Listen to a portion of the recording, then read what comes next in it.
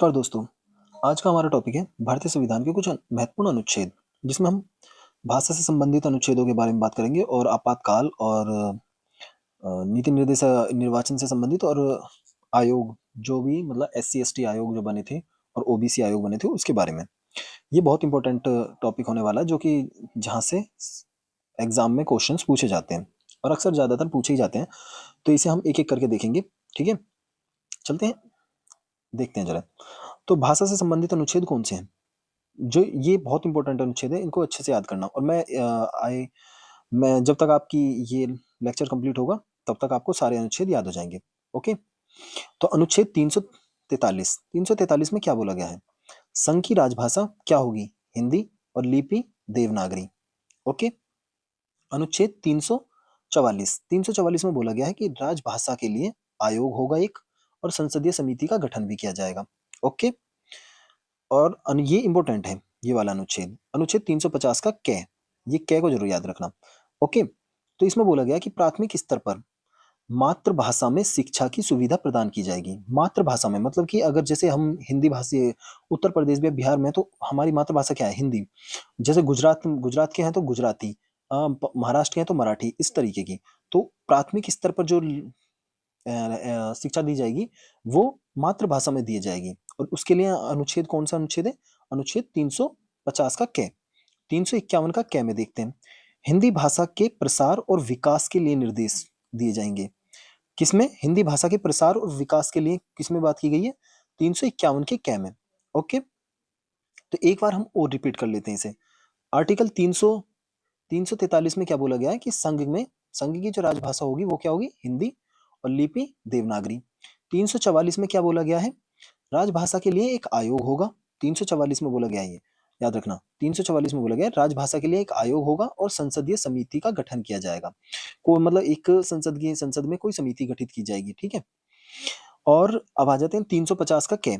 इसमें प्राथमिक स्तर पर जैसे कि पहले 0 से लेकर 5वीं क्लास तक या 8वीं क्लास तक इसमें मातृभाषा में शिक्षा दी जाएगी। ओके, 350 में बोला गया कि हिंदी भाषा जो होगी उसके प्रसार और विकास के लिए एक निर्देश, ठीक है? अब चलते हैं आगे। तो अब देखते हैं हम आपातकाल के बारे में। आपातकाल से संबंधित प्रावधान। तो अनुच्छेद 352 की बात की गई है। इसमें बोला गया कि राष्ट्रीय आपातकाल की बात की गई है 352 में। राष्ट्रीय आपातकाल कब लागू किया जाता है? अगर कोई पाकिस्तान मतलब हम पर आक्रमण कर दे या चीन आक्रमण कर दे, तब राष्ट्रीय आपातकाल लागू हो जाएगा। या देश में ही कहीं सशस्त्र विद्रोह होने लगे, मतलब शस्त्रों से लोग मतलब आपस में गोली बारूद चलने लगे, तो आपातकाल लागू हो जाएगा, ठीक है? राष्ट्रीय आपातकाल। और इसके लिए जो राष्ट्रीय आपातकाल लागू किया जाता है, इसके लिए मंत्रिमंडल से लिखित प्रस्ताव पास किया जाता है और उसे राष्ट्रपति को दिया जाता है और राष्ट्रपति उसे लागू कर देते हैं। कौन करते हैं लागू? राष्ट्रपति।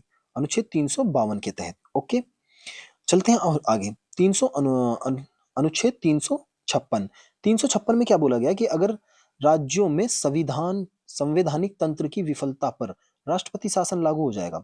मतलब कि राष्ट्रपति शासन कैसे लागू होगा? मतलब अगर संवैधानिक तंत्र विफल हो जाए, मतलब कि कैसे? दो ए है, एक ए है और एक बी है, ठीक है?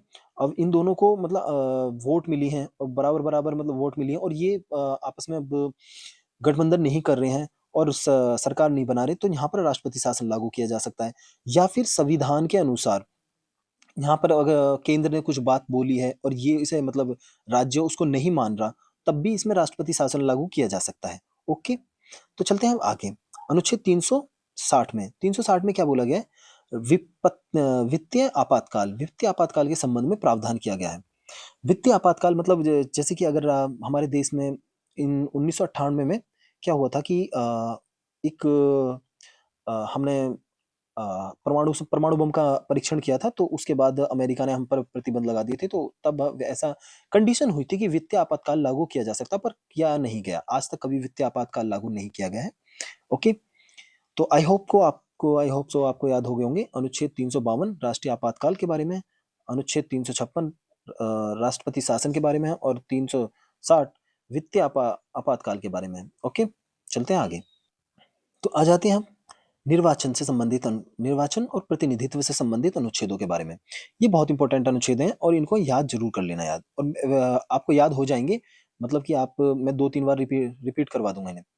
तो अगर पूछा जाए अनुच्छेद 324 में क्या है, तो उसमें है चुनाव आयोग के बारे में। चुनाव आयोग मतलब चुनावों के अधीक्षण हो या निर्देशन हो, नियंत्रण हो या इसमें निहित होना, ये सब क्या किस में आता है, चुनाव आयोग के तहत। ओके, तो अगर चुनाव आयोग की बात की जाए तो अनुच्छेद 324 है हमारे पास। अनुच्छेद 329 में क्या बोला गया है, चुनावी मामलों में चुनावी मामलों में अदालत के हस्तक्षेप पर रोक की गई है। अगर चुनावी मामले से संबंधित कोई मुद्दा है तो उसे हम अदालत में नहीं ले जा सकते। ठीक है, वो उसकी बात किस में की गई है, अनुच्छेद 329 में। अनुच्छेद 330 में, ये इंपॉर्टेंट है, इसे याद कर लेना। अनुच्छेद 330 में क्या है, लोकसभा के बारे में। लोकसभा में अनुसूचित जाति, अनुसूचित जनजाति, ठीक है, अनुसूचित जाति और अनुसूचित जनजाति के लिए सीटों का आरक्षण, तो किस में बोला गया है, अनुच्छेद 330 में। 330 में क्या बोला गया है, लोकसभा में एससी और एसटी के लिए सीटें रिजर्व रहेंगी।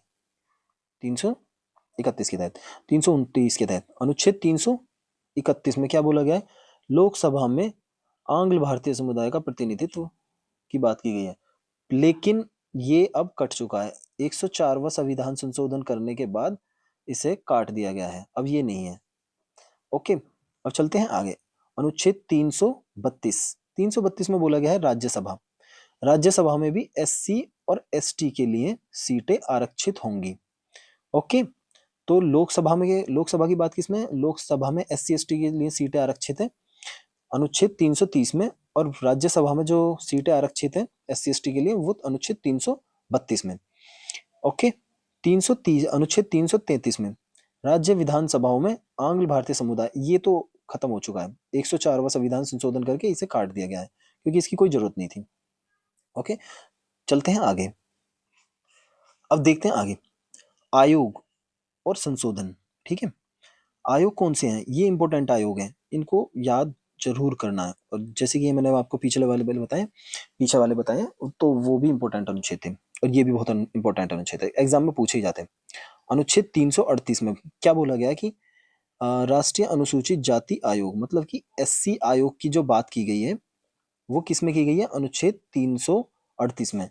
और ये एससी आयोग कब बनाया गया था, कौन से संविधान संशोधन द्वारा, 65वें संविधान संशोधन द्वारा। ओके, अनुच्छेद 338 के कै में जो बोला गया है, अनुच्छेद 338 के कै में राष्ट्रीय अनुसूचित जनजाति आयोग का गठन किया गया है। राष्ट्रीय अनुसूचित जनजाति आयोग मतलब एसटी आयोग का गठन किसके तहत किया गया है, कौन से अनुच्छेद के तहत, अनुच्छेद 338 के कै। और इसका ये जो कौन से संविधान संशोधन, 85वें संविधान संशोधन द्वारा, सॉरी 89वें संविधान संशोधन द्वारा बनाया गया। ओके, 89वें संविधान संशोधन द्वारा कौन सा अनुच्छेद आयोग बनाया गया है, एसटी आयोग, जिसकी बात की गई है अनुच्छेद 338 के कै में। 338 के 368 में, अनुच्छेद 368 में क्या बोला गया, संविधान संशोधन की बात की गई है कि संविधान संशोधन कौन से अनुच्छेद में है, 368 में। मौलिक अधिकार संविधान के भाग 3 में है। ठीक है, एक तथ्य है ये। और एक और तथ्य है हमारे पास, भारतीय संविधान की प्रस्तावना को संविधान की कुंजी कहा जाता है। अगर पूछ लिया जाए कि इस संविधान की कुंजी किसे कहा जाता है तो वो भारतीय प्रस्तावना मतलब भारत संविधान की प्रस्तावना को। ओके गाइज, इसमें कुछ आर्टिकल्स बहुत ज़्यादा इंपॉर्टेंट है। एक तो 350 का कै, ठीक है, 300 एक और अनुच्छेद है 330, 332 और ये नीचे वाले अनुच्छेद।